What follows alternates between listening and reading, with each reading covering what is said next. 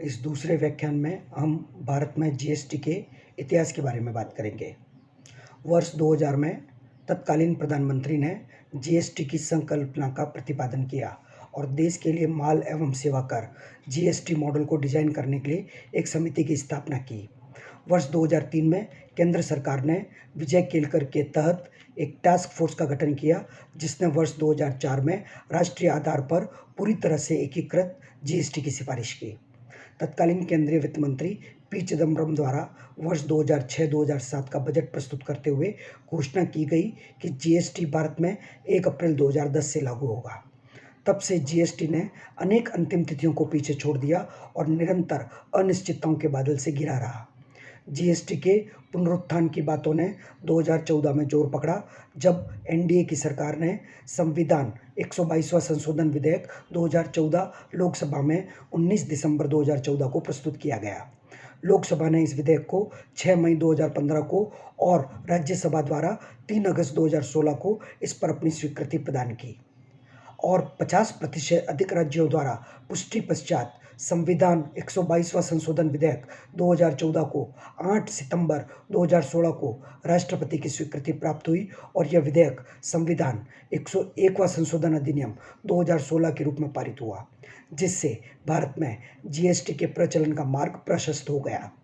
अगले वर्ष 27 मार्च 2017 को केंद्रीय जीएसटी कानून, केंद्रीय माल एवं सेवा कर बिल 2017, एकीकृत माल एवं सेवा कर बिल 2017, केंद्र शासित प्रदेश का माल और सेवा कर बिल 2017 और माल एवं सेवा कर बिल राज्यों को मुआवजा 2017 लोकसभा में पेश किए गए थे। लोकसभा ने 29 मार्च 2017 को ये बिल पारित किए और 12 अप्रैल 2017 को राष्ट्रपति की अनुमति मिलने के बाद बिल अधिनियम किए गए। विभिन्न राज्य विधानसभाओं द्वारा राज्य जीएसटी कानूनों के अधिनियमों के बाद केंद्रीय अधिनियमों को लागू किया गया था। तेलंगाना, राजस्थान, छत्तीसगढ़, पंजाब, गोवा और बिहार अपने अपने राज्य जीएसटी कानूनों को पारित करने वाले पहले राज्य में थे। 30 जून 2017 तक सभी राज्यों और केंद्र शासित प्रदेशों ने जम्मू कश्मीर को छोड़कर अपने अपने एजीएसटी और यूजीएसटी अधिनियमों को पारित कर दिया था। 1 जुलाई 2017 के प्रभाव के साथ ऐतिहासिक प्रत्यक्ष कर सुधार जीएसटी पेश किया गया था। जीएसटी कानून 8 जुलाई 2017 को जम्मू कश्मीर की तरफ भी बढ़ा दिया गया। जीएसटी एक अप्रत्यक्ष कर सुधार को तोड़ने का रास्ता है जो आम राष्ट्रीय बाजार बनाने का प्रयास करता है।